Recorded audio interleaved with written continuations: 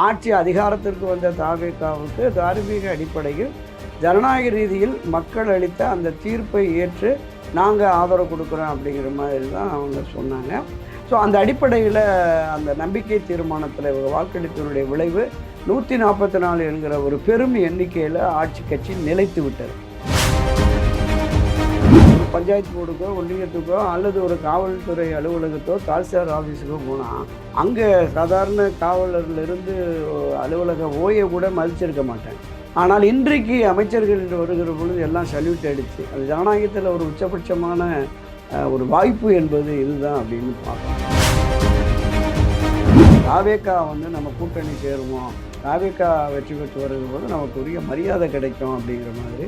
ஆனால் திரு ஓபிஎஸ் அவர்கள் அந்த நிலைக்கு ஒப்புக்கொள்ளாமல் திமுக போனதுனால அந்த உரிமை மீட்பு குழுவிலே பயணித்த பல நிர்வாகிகள் பாதிக்கப்பட்டிருக்காங்க.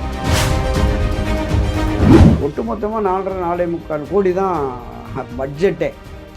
இவர் ஆண்டுக்கு ஒரு 12 கோடிக்கு மேலே இவருடைய அறிவிப்புகள் இருக்குல்ல, இந்த தேர்தல் நேரத்திற்கு முன்னதாக அவர் அறிவித்த அறிவிப்புகள் இருக்குல்ல, அதனுடைய ஒட்டுமொத்த தொகை என்பது 12 லட்சம் கோடிக்கு மேலே போகும். அதாவது ஒரு தார்மீக பொறுப்பு ஏற்று ரிசைன் பண்ணிவிட்டு பொதுக்குழுவை கூட்டி ஒரு ஆரோக்கியமான விவாதத்தை நடத்தி அந்த பொதுக்குழு உங்களை ஏற்றுக்கிட்டுனா ஏற்றுக்கிறேன்னு சொல்கிறாங்க. சிவி சண்முகம், வேலுமணி எல்லாமே பொதுக்குழுவை கூட்டுறதுக்கு ஏன் அச்சப்படுறாருன்னு தெரியல. திரு ஓபிஎஸ்க்கு ஏற்பட்ட நிலை தனக்கு வந்து விடுமா என்று பயப்படுகிறாரா எடப்பாடி பழனிசாமி நமக்கு தெரியல. புதிய அமைச்சரவை, இளைய அமைச்சரவை துடிப்பாக செயல்படுவார்கள். இந்த மக்களின் மேம்பாட்டுக்காகவும் மாநில வளர்ச்சிக்காகவும் இந்த அரசு செயல்படும் என்ற நம்பிக்கை மக்களுக்கு இருக்கிறது.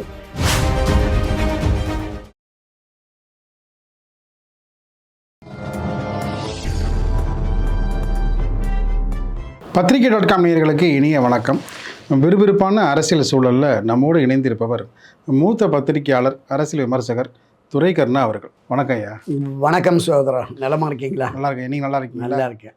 தமிழக அமைச்சரை விரிவாக்கம், மொத்தம் 35 பேர் அமைச்சர்களாக வருவதற்கு வாய்ப்பு இருந்தும் 33 பேர் ஏன்னா கூட்டணி கட்சியான IUML, விசிக அவர்களுக்காக அந்த 2 இடம் நிறுத்தி வைக்கப்பட்டிருக்கிறதாக சொல்லப்படுகிறது.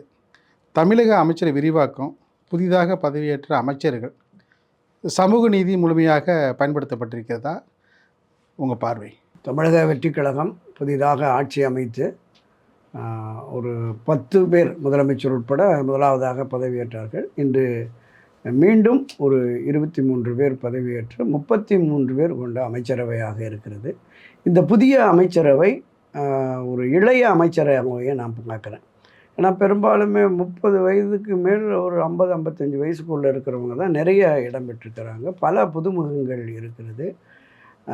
அனுபவம் பெற்றவர்கள் அப்படின்னு பார்த்தா ஏற்கனவே அந்த 10 பேரில் இடம் பெற்றிருந்த திரு செங்கோட்டையன் அவர்கள், அவர் ஒருத்தர் தான் சொல்லலாம். மற்றவர்கள் எல்லோருமே புதியவர்கள், புதுமுகங்கள். இப்போ வந்திருக்கிறதுலையுமே பெரும்பான்மை இல்லை, எல்லோருமே புதியவர்கள், புதுமுகங்கள் தான். இந்த அமைச்சரவையில் அண்ணா திராவிட முன்னேற்ற கழகத்தின் ஒரு பகுதி இணையுங்கிற மாதிரி சிவி சண்முகம், SP வேலுமணி, விஜயபாஸ்கர் உள்ளிட்டோர் எல்லாமே அதில் அமைச்சர்களாக இடம்பெறுவார்கள் அப்படிங்கிறது கடந்த ஒரு வாரம் 10 நாளாகவே இருந்தது. அவர்கள் இல்லைன்னு தெளிவாகி போச்சு. அவர்கள் ரொம்ப அவசரப்பட்டு விட்டார்களோ? இல்லை, என்ன முடிவு எடுத்தாங்க, எந்த விதமான ஆதரவு தெரிவிப்பதாக சொன்னார்கள் நமக்கு தெரியல. கிட்டத்தட்ட 10 நாளாக அமைச்சரவையில் இடம்பெறுவாங்க, ஒரு 6 அமைச்சர் கேட்குறாங்க, 9 அமைச்சர் கேட்குறாங்க அப்படின்லாம் தகவல்கள் பரவினது. அமைச்சர்களை தாண்டி வாரிய பொறுப்புகள்லாம் கூட கொடுக்க போகிறாங்க அப்படின்னு எடப்பாடி பழனிசாமியே இது மாதிரி பதவி வெறி பிடித்து போகிறாங்க, குதிரை பேரம் நடக்குது அப்படின்லாம் கூட விமர்சனம் பண்ணியிருந்தார். நேற்றைக்கு அமைச்சர் ஆதவ் அர்ஜுனா அதுக்கு முற்றுப்புள்ளி வச்சார். அப்படியெல்லாம் எதுவுமே இல்லை. திருமாவளவனுடைய குரல்லேருந்து மறுபடியும் ஆதவ் அர்ஜுனா முற்றுப்புள்ளி வை. ஆமாம், அதில் எந்தவித பேரமும் இதுவும் நாங்கள் நடத்தலை. தோழமை ரீதியாக, நட்பு ரீதியாக எங்களுக்கு ஆதரவு தெரிவித்தாங்க அப்படின்னு. சிவி சண்முகம் மற்ற இந்த வேலுமணி தரப்பில் என்ன சொல்கிறாங்கன்னா, திராவிட முன்னேற்ற கழகம் தான் நமக்கும் எதிரி, தாவேகாவுக்கும் எதிரி. திராவிட முன்னேற்ற கழகத்தை களத்தில் வீழ்த்தி ஆட்சி அதிகாரத்திற்கு வந்திருக்கிற தாவேகாவுக்கு ஒரு நெருக்கடி இருக்கிறது. ஜனநாயக ரீதியில் மக்கள் தேர்ந்தெடுக்கப்பட்ட ஒரு அரசு என்பது 5 ஆண்டுகள் இருக்கணும். இப்போ அதில் இந்த இடதுசாரிகளினுடைய ஆதரவு, விசிக, ஐயுஎம் ஆதரவுங்கிறது ஒரு குறைந்தபட்ச மெஜாரிட்டியில் தான் இருக்குது. அதனால் அதிகமாக அவங்ககிட்ட மெஜாரிட்டி இல்லாதனால ஒரு தார்மீக அடிப்படையில் இப்போ ஆதரவு கொடுக்கணும். திமுகவை வீழ்த்தி ஆட்சி அதிகாரத்திற்கு வந்த தவேகாவுக்கு தார்மீக அடிப்படையில் ஜனநாயக ரீதியில் மக்கள் அளித்த அந்த தீர்ப்பை ஏற்று நாங்கள் ஆதரவு கொடுக்குறோம் அப்படிங்கிற மாதிரி தான் அவங்க சொன்னாங்க. ஸோ அந்த அடிப்படையில் அந்த நம்பிக்கை தீர்மானத்தில் இவங்க வாக்களித்தனுடைய விளைவு 144 என்கிற ஒரு பெரும் எண்ணிக்கையில் ஆட்சி கட்சி நிலைத்து விட்டது. இன்னொரு 6 மாதத்துக்கு நம்பிக்கை தீர்மானமோ நம்பிக்கை இல்லா தீர்மானமோ கொண்டு வர அவசியம் இருக்காது. நம்பிக்கை இல்லா தீர்மானம் 6 மாதத்துக்கு இருக்காது. அதுக்கு மேலே திராவிட முன்னேற்றக் கழகம் என்ன மாதிரியான முயற்சி எடுக்க போகிறது, அல்லது அதிமுக என்ன விதமான முயற்சி எடுக்க போகிறதுன்னு நம்ம பின்னாடி பார்த்துக்கலாம். இப்போ என்னை பொறுத்தளவில் பெருந்தலைவர் காமராஜர் காலத்திலிருந்து சுதந்திரம் பெற்ற அந்த காலகட்டத்தினுடைய அமைச்சர்கள் ஒரு 8 அமைச்சர் 9 அமைச்சர் வச்சு தான் பெருந்தலைவர் காமராஜர் ஆட்சி நடத்தினார். அதைத் தொடர்ந்து பேரறிஞர் அண்ணா அவர்களும் ஒரு 9-10 பேரோட ஆட்சி நடத்தி வந்தார். காமராஜ் சொல்கிறப்போ தான் ஞாபகம் வருது, அவருடைய அமைச்சர்கள் இளைய அமைச்சராக பூவராகவன் மிக மிக இளைய முடிச்சு உடனே வந்து மிக மிக இளைய அமைச்சர். அவர் தியேட்டரில் படம் பார்த்துட்டு இருந்தாராம். செய்தி போயிருக்கு அவருக்கு. திருமுட்டத்தில் ஸ்ரீமுஷ்னு ஊர் இருக்குங்கல்ல, ஆமாம் ஆமாம், அதான் அவங்களுடைய பூர்வீகமான ஊர். தியேட்டரில் படம் பார்க்குறப்ப அந்த செய்தி போனோடனே அமைச்சர் இப்போ பட்டியலில் உங்கள் பேர் வந்திருக்கு, நீங்கள் எங்கே உட்காந்துருக்கீங்களே அப்படின்னு சொன்னால் அப்போதுக்கு அப்புறம் தான் அவசர அவசரமாக வந்து சென்னை நோக்கி வந்தார். அதான் இப்போ அமைச்சர் பதவிக்காக லாபி நடத்துறது போய் ப்ரெஷர் கொடுக்குறான்னு இல்லாமல் தியேட்டரில் அமர்ந்த ஒருவருக்கு தேடி வந்திருக்கு அமைச்சர் பதவி அப்படிங்கிறது உண்மையிலேயே ஒரு இளைஞர் என்பதால காமராஜர் அப்பவே அது ஒரு முன்மாதிரியாக இருந்திருக்கு. ஆனால் இப்பவும் பார்த்தீங்கன்னா இந்த கூட்டணி அமைச்சரவையில் காங்கிரஸும் இடம் பெற்றிருக்கு. இதுதான் வந்து ஒரு இன்றைக்கு வந்து இன்னொரு எனக்கு ஒரு நினைவு வருது. 1980ஆம் ஆண்டு புரட்சி எம்ஜிஆர் அமைச்சரவையில் அருணாச்சலம் அமைச்சர் அப்படின்னு சொல்லி ஒரு பட்டியல் வருது. ஏற்கனவே நாமக்கல் அருணாச்சலம் ஒருத்தர் அமைச்சராக இருந்தார். ஆமாம், இப்போ அந்த அருணாச்சலம் யார் அப்படிங்கிற போது அந்த பழைய அமைச்சர்னா இல்லை, இவர் வரகூர் அருணாச்சலம். ஒரு திருச்சியில் ஒரு மீட்டிங் முடிச்சுட்டு பேருந்தில் வந்துகிட்டு இருக்கார். பஸ்ஸில் வந்துக்கிட்டு இருக்கிற போது அவருக்கு தகவல் போகுது. இது மாதிரி அவர் என்ன நினச்சிருக்காரு, அந்த நாமக்கல் அருணாச்சலம் ஏற்கனவே அமைச்சராக இருந்தவர், அவருக்கு தான் அந்த வாய்ப்பு அப்படின்னு நினச்சிட்டு இவர் அமைதியாகிட்டார். ஆனால் வரகூர் அருணாச்சலம்ங்கிற தகவல் வந்த உடனே அடிச்சு பிடிச்சி சென்னைக்கு வந்து அமைச்சரானார். அதே மாதிரி அமைச்சரவையிலும் இளைஞராக திருநாவுக்கரசர் அவர்கள் மிக இளைய வயதிலேயே பேரவையினுடைய துணைத் தலைவராக வந்தார். அப்புறம் பல்வேறு பொறுப்புகளில் அமைச்சர்கள்லாம் இருந்தாங்க. அப்போ அந்த வகையில் பார்க்குற பொழுது கருணாநிதி அவர்கள் ஒரு 17-18 பேர் வரைக்கும் அமைச்சரவையில் இடம் பெற்றாங்க. அப்புறம் அப்படியே விரிவாக்கம் பண்ணி 20-24 அமைச்சர்கள் வரைக்கும் இருந்தது. அதிகபட்சமாக செல்வி ஜெயலலிதா ஆட்சி காலத்தில் 34 அமைச்சர்கள். இப்போ தான் ஒன்று அதிகப்படுத்தி 35 இருக்கலாம் அப்படிங்கிற மாதிரி. இப்போ இதுவரைக்கும் உட்பட்டு சொல்கிறேன்.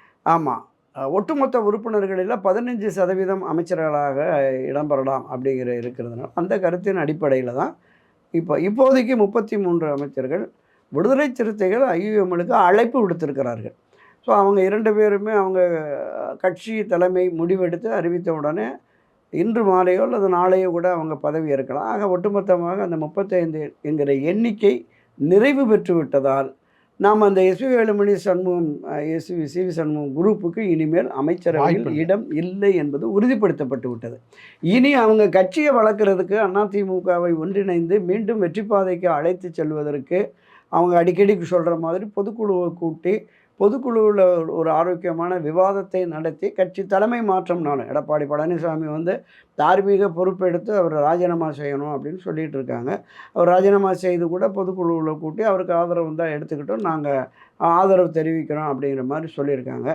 எந்த மாதிரியான முடிவை எடுக்க போகிறாருங்கிறது நமக்கு ஒரு மிகப்பெரிய கேள்விக்குறியாக தான் இருக்கிறது. இப்போ நான் கடந்த ஒரு 2 மணி நேரமாக லோக்பவனில் நடந்த அந்த பதவியேற்போல் எல்லாமே பார்த்துட்டு இருந்தேன். அந்த அமைச்சர்கள் எல்லாமே புதுமுகங்களாக இருக்காங்க. புதுமுகங்கள் இளைய வயது 32லேருந்து 40-50 பல நாட்களாக சூழ்ச்சி நிறைந்த பகுதிகளில் அதை முறியடிச்சிருக்காரு. ஆமாம் ஆமாம். தாம்பரத்தில் பார்த்தீங்கன்னா இது வரைக்கும் தாம்பரத்தில் வரலாற்றுலேயே அங்கே பார்த்தீங்கன்னா வந்து மிக சொற்ப எண்ணிக்கையில் உள்ளவங்க காசு யாருக்கு இருக்குதோ அவர்கள் மட்டும்தான் அங்கே அமைச்சராக முடியும். ஆமாம், அது அந்த மரபை உடைச்சிருக்காரு. அந்த பெரும்பான்மையான மக்களுக்கு வாய்ப்பு கொடுத்துருக்காரு. கிட்டத்தட்ட ஒரு 7-8 பட்டியல் இனத்தவர் இடம்பெற்றிருக்கிறாங்க. முன்னணி சமுதாயம் என்று சொல்லப்படுகிறவர் 2 பேர் அதில் இடம்பெற்றிருக்காங்க. 4 பெண்கள் இடம்பெற்றிருக்கிறாங்க. மண்டல வாரியாகவே பல பகுதிகளுக்கு சமுதாய ரீதியாகவும் அந்த மண்டல ரீதியாக பிரதிநிதித்துவம் அப்படிங்கிற மாதிரி இருக்குது.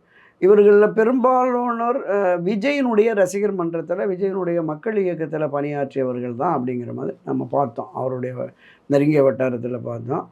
இவர்கள் அந்த பகுதிகளில் பொது பிரச்சனைக்காக ஒரு பஞ்சாயத்து போர்டுக்கோ, ஒன்றியத்துக்கோ அல்லது ஒரு காவல்துறை அலுவலகத்தோ, தாசில்தார் ஆஃபீஸுக்கோ போனால் அங்கே சாதாரண காவலர்லேருந்து அலுவலக ஓயை கூட மதிச்சிருக்க மாட்டாங்க. ஆனால் இன்றைக்கு அமைச்சர்கள் வருகிற பொழுது எல்லாம் சல்யூட் அடித்து, அது ஜனநாயகத்தில் ஒரு உச்சபட்சமான ஒரு வாய்ப்பு என்பது இதுதான் அப்படின்னு பார்த்தோம். அப்போ இப்படி ஒரு பெரிய வாய்ப்பை பெற்றிருக்க இவர்களுக்கு அனுபவம் தேவை. இப்போது நம்ம பிறந்த காமராஜர் காலத்திலிருந்து ஆட்சி அதிகாரத்தில் இருந்தவர்களுக்கு அரசியல் ரீதியான புரிதல் இருக்கும். அரசியலில் பல்வேறு பொறுப்புகளில் மண்டல பொறுப்பு, மாவட்ட பொறுப்பு, அது திராவிட முன்னேற்ற கழகத்திலுமே கீழே கிளை செயலாளர், பேரூர், ஒன்றிய, நகர பொறுப்புகளில் இருந்தப்பாங்க. ஊரக உள்ளாட்சி தேர்தலில் வெற்றி பெற்று கிராம பஞ்சாயத்து தலைவர், பேரூராட்சி தலைவர், ஒன்றிய தலைவர், நகர தலைவர், மாவட்ட ஊராட்சி தலைவர், இப்படியான அனுபவங்கள் அவங்களுக்கு நிறையவே கிடைச்சிருக்கும். அப்படி தான் நாம் அந்த பட்டியலை பார்த்தோம். புதியவர்கள் 1-2 பேர் அண்ணா காலத்தில் இருந்திருக்காங்க அமைச்சரவையில். புரட்சித் தலைவர் எம்ஜிஆர் காலத்திலையுமே நிறைய புதியவர்கள், சாதாரண சாமானிய ஏழை குடும்பத்தை சேர்ந்தவங்களாம் வந்திருக்காங்க. அவர்களுக்கும் கட்சி ரீதியான ஒரு பயிற்சி, புரிதல், நிர்வாக ரீதியாக அந்த கிளை அமைப்பு அல்லது பஞ்சாயத்தில் தலைவராக இருந்து இருக்கும். ஆனால் இன்று வந்திருக்கிற புதியவர்களுக்கு அந்த அனுபவம் என்பது மிக மிக குறைவு. எனவே அவர்களுக்கான ஒரு போதிய பயிற்சியை கொடுத்து இந்த அரசை சரியான திசை வழியில் கொண்டு போவார்கள், அவங்க அளித்த வாக்குறுதிகள் நிறைவேற்றுவார்கள் என்று மக்கள் எதிர்பார்க்கிறார்கள். எந்த மாதிரி போகுதுங்கிறத நம்ம பொறுத்திருந்து பார்க்கலாம். இதில் சமூக நீதியில் பார்த்தீங்கன்னா ரொம்ப முக்கியத்துவம் கொடுத்து இந்த அமைச்சரை பட்டியலில் பூர்த்தி செய்திருக்கிறாரு. அந்த ஒரு பேச்சும் இருக்குது. ஏன்னா எல்லா சமூகத்துக்கும் அந்த ஒரு அமைச்சரோட இடம் கொடுத்துருக்கிறாரு. இஸ்லாமியர் உள்பட, பிராமணர்கள் உட்பட, அதே பேர் பார்த்தீங்கன்னா ஆதி திராவிடர்கள், பட்டியல் கிறிஸ்தவர்கள், வன்னியர்கள் எல்லாமே இருந்தாலும் முழுமையாக வந்து பெரும்பான்மையாக இருக்கிற மக்களுடைய அந்த குரலும் எங்களுக்கும் வரணும். எங்களுக்கு ஒரு சில பகுதியில் இருக்கிற சவுத்துலேருந்து பார்த்தீங்கன்னா அந்த குரல் ஓங்கி ஒழிக்குது. எங்கள் பிரிவுக்கு அதை கூடுதலாக கொடுக்கணும் அப்படின்ட்டு. ஆனால் அமைச்சரவையில் 35 பேர் தானே கொடுக்க முடியும். அதுக்கு மேலே கொடுக்க முடியாது. இதில் என்ன நம்ம இன்னொன்று பார்க்குறோன்னா, திருவள்ளூர் மாவட்டத்தில் மட்டுமே கிட்டத்தட்ட 9 பேர் வெற்றி பெற்று அந்த மாவட்டத்தில் பிரதிநிதித்துவம் இல்லை. திருநெல்வேலியில் 3 சட்டமன்ற உறுப்பினர் வந்தாங்க, அங்கேயும் பிரதிநிதித்துவம் இல்லை. ஒரே ஒரு உறுப்பினர் வெற்றி பெற்ற ராம்நாடு மாவட்டத்தில் கூட அமைச்சர் பொறுப்பை கொடுத்துருக்குறாங்க பிரபுக்கு கொடுத்துருக்காங்க. அதே போல் திருப்பத்தூர் கொடுக்கல, திருவண்ணாமலையில் கொடுக்கல, கடலூரில் கொடுத்துருக்காங்க. அதே போல் பார்த்தீங்கன்னா அந்த டெல்டாவில் பார்த்தீங்கன்னா கும்பகோணத்தில் வெற்றி பெற்ற வினோத் ரவி அவருக்கு மட்டும் கொடுத்துருக்காங்க. மயிலாடுதுறை, திருவாரூர், நாகப்பட்டினம் இந்த பகுதியில் உள்ளவங்களுக்கு வாய்ப்பு இல்லை, வெற்றி பெறல. கிட்டத்தட்ட 8 மாவட்டங்களில் தாவேகாவுக்கு வெற்றி இல்லை. அதனால் அங்கே கொடுக்க முடியலை. இப்போ நாமக்கல்லில் 5 பேர் ஜெயிச்சாங்க, 3 பேர் அமைச்சர் நாமக்கல் மாவட்டத்தில். இதில் கூர்ந்து கவனிக்கப்பட வேண்டிய விஷயம்னா நாமக்கல் தான் 3 பேர் அமைச்சருக்கு. அதுதான் சொல்கிறேன். இப்போ மேற்கு மண்டலத்திலே பார்த்தீங்கன்னா சென்னையில் 7 பேர், 14 உறுப்பினர்கள் வெற்றி பெற்றதில் 7 பேர் சென்னைக்கு. ஏன்னா தலைநகர் சென்னையில் தான் தாவேகானுடைய முக்கிய நிர்வாகிகள் பூரா நின்னாங்க. ஸோ அவங்களுக்கு இங்கே கொடுத்துட்டாங்க. அதை தாண்டி கொறடாவும் சென்னைக்கு தான் கொடுத்துருக்காங்க. அவைத்தலைவரும் ஜெய்சிடி பிரபாகர் கொடுத்துருக்குறாங்க. அவர் ஏற்கனவே ஓபிஎஸ் அணியில் இருந்தவர். ஆமாம்.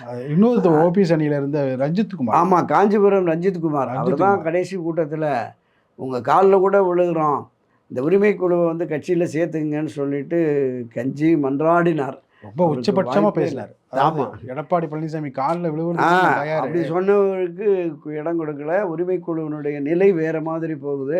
உரிமை குழுவில் பயணித்த பெரும்பான்மையினர் ஓபிஎஸ்ட்டை மன்றாடினாங்க, தாவேகா நம்ம கூட்டணி சேருவோம், தாவேகா வெற்றி பெற்று வருகிற போது நமக்கு உரிய மரியாதை கிடைக்கும் அப்படிங்கிற மாதிரி. ஆனால் திரு ஓபிஎஸ் அவர்கள் அந்த நிலைக்கு ஒப்புக்கொள்ளாமல் அவர் திமுகவில் போனதுனால அந்த உரிமை மீட்பு குழுவிலே பயணித்த பல நிர்வாகிகள் பாதிக்கப்பட்டிருக்காங்க. முன்னாள் எம்பிக்கள், முன்னாள் எம்எல்ஏக்கள், முன்னாள் அமைச்சர்கள் பலரும் பாதிப்புக்கு ஆளாயிட்டாங்க. 1-2 பேர் இங்கே வந்து நீங்கள் சொன்ன மாதிரி திரு ஜெயஸ்ரீ பிரபாகர் வந்தார், அவர் பேரவைத் தலைவர் ஆகிட்டார். ரஞ்சித்குமார் வந்தார். ரஞ்சித்குமார் கடந்த சில 2-3 மாதங்கள் முன்பு பார்த்தீங்கன்னா பண்ருட்டியாரை வந்து தலைவராக போட்டு எம்ஜிஆர் அதிமுகன்னு அப்படின்னு ஒரு அரசியல் கட்சி ஆரம்பித்தார், உருவாக்கினார். அதை பண்ருட்டியார்ட்டே கொடுத்துட்டு இவர் தாவேக்கால சேர்ந்து இல்லை பண்ருட்டியாருடைய ஆலோசனைப்படி தான். ஆமாம் நிச்சயமா அது அங்கே போய் சேர்ந்து இப்போ அமைச்சர் ஆகிட்டார். ஆமாம் நிறைய வந்து சுவாரஸ்யங்கள்லாம் இருக்கு. நிறைய இந்த அமைச்சர் பட்டியலை பார்த்தீங்கன்னா ஏகப்பட்ட சுவாரஸ்யங்கள். அதே போல் வந்து அது துடிப்பான இளைஞர் சக்தி நிறைய வந்து எல்லாமே இந்த வந்து அமைச்சரை பட்டியலில் வந்து இருக்குது.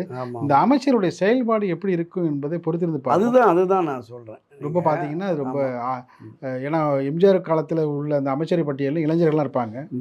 அவங்களுடைய செயல்பாடுகள் என்பது ஒரு சில நாட்களே தெரிந்துவிடும்.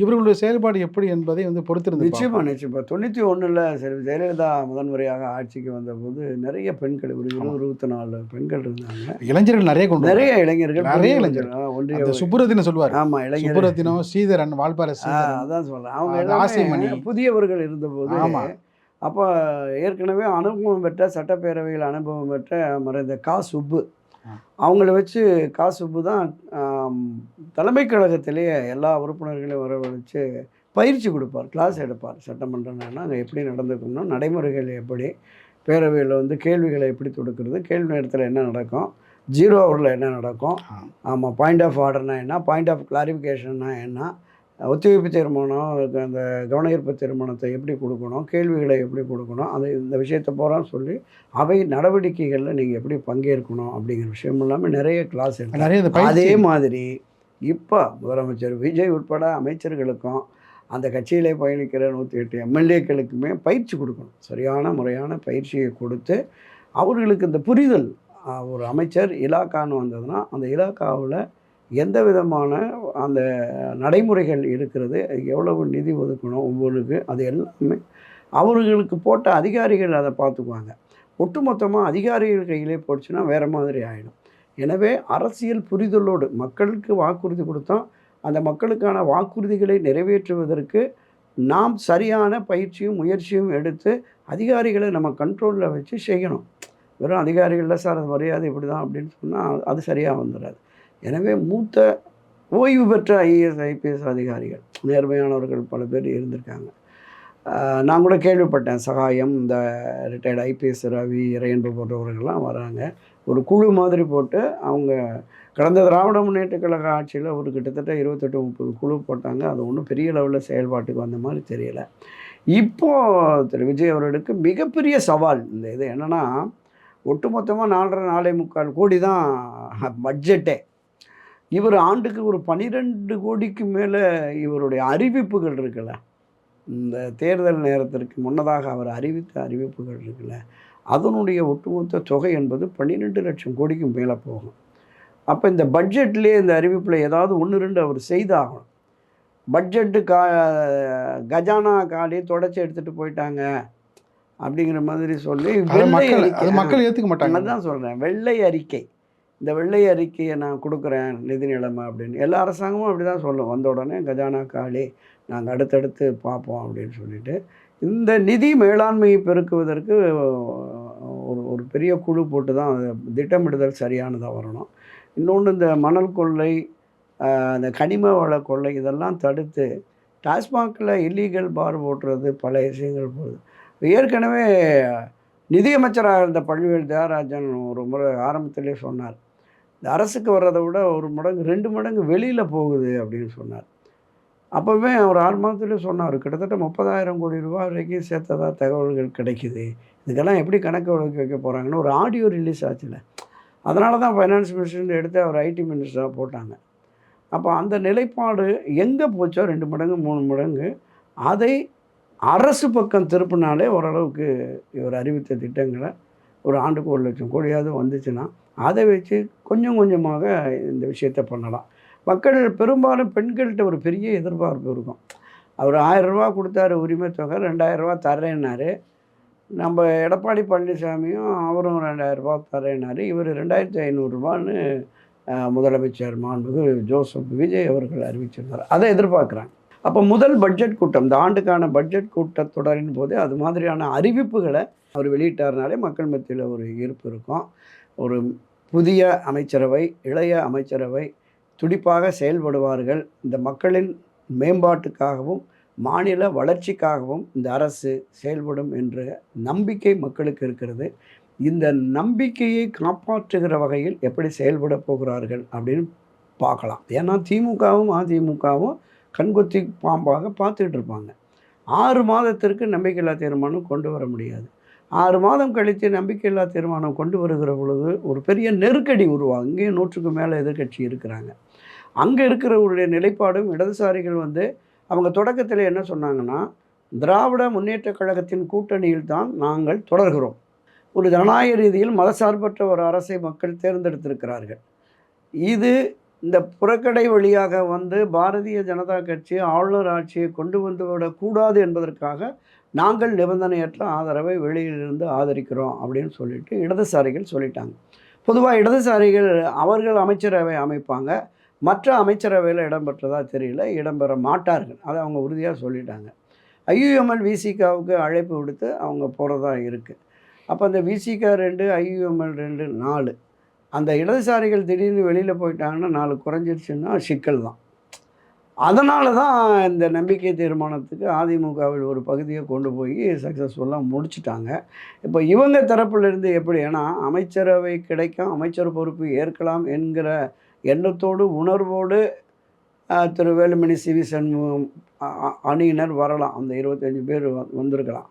இப்போ இன்றைக்கி கிளியர் ஆகி போச்சு. இப்போ இன்று இரவு நாளைக்குள்ளே இதில் எத்தனை பேர் எடப்பாடி பக்கம் போக போகிறாங்க, இல்லை இவங்க தனி அணியாக செயல்பட போகிறாங்களா அப்படிங்கிறது ஒரு மிகப்பெரிய சிக்கலும் கேள்விக்குறியுமா இருக்குது. அதிமுகவுக்கும் சிக்கல், தாவேகாவுக்கும் சிக்கல். யாரை விட்டு யார் இப்படி போகிறது அப்படி அந்த போட்டியும் நடக்கும். சிவி சண்முகத்தை விட்டு நம்ம போகிறதா, ஆமாம் இல்லை வேலுமணி விட்டு நம்ம முடிய போகிறதா, அந்த போட்டி பெரிய ஒரு பெரிய சிக்கலான பிரச்சனையில் தான் அதிமுக இருக்கிறது. அதனுடைய எதிர்காலமே கேள்விக்குறிங்கிற மாதிரி. இப்போ மூத்த தலைவர்கள் எல்லாமே தலைவர் காலத்திலேருந்து பயணித்த திரு செம்மலை போன்றவர்கள், திரு தனபால் போன்றவர்கள்லாம் கட்சியிலேருந்து விலகிறோம், எங்களுக்கு ஒன்றும் வேணாம், இனிமேல் எந்த கட்சியிலும் இல்லை அப்படிங்கிற மாதிரி. அப்போ இந்த போக்கு ஒரு ஆபத்தான போக்கு. அதை பார்க்குறேன். புரட்சி எம்ஜிஆர் அந்த கட்சியை தொடங்கிய முதல் பொதுக்கூட்டத்தில் 1000 ஆண்டுகளை கடந்தும் அதிமுக நின்று நிலைத்திருக்கின்றார். சரி, ஜெயலலிதா சட்டப்பேரவையில் பேசுகிற போது 100 ஆண்டுகளை கடந்தும் அதிமுக ஆட்சி அதிகாரத்தில் இருக்கும், என்னுடைய மரணத்திற்கு பிறகும் ஆட்சி அதிகாரத்தில் 100 ஆண்டுகளை கடந்தும் இருக்கிறார். 53 வருஷத்தில் எடப்பாடி பழனிசாமி கொண்டு போய் கட்சியை முட்டு சந்தையில் விட்டுட்டு என்ன எதிர்காலம் எங்களை. அதாவது ஒரு தார்மீக பொறுப்பு ஏற்று ரிசைன் பண்ணிவிட்டு பொதுக்குழுவை கூட்டி ஒரு ஆரோக்கியமான விவாதத்தை நடத்தி அந்த பொதுக்குழு உங்களை ஏற்றுக்கிட்டுனா ஏற்றுக்கிறேன்னு சொல்கிறாங்க சிவி சண்முகம், வேலுமணி எல்லாமே. பொதுக்குழுவை கூட்டுறதுக்கு ஏன் அச்சப்படுறாருன்னு தெரியல. திரு ஓபிஎஸ்க்கு ஏற்பட்ட நிலை தனக்கு வந்து விடுமா என்று பயப்படுகிறாரா எடப்பாடி பழனிசாமின்னு நமக்கு தெரியல. பொறுத்து பார்ப்போம். நிகழ்ச்சியில் பங்கேற்று நிச்சயமாக பல்வேறு கருத்துக்கள் தெரிவித்தமைக்கு நெஞ்சாத நன்றி. நன்றி.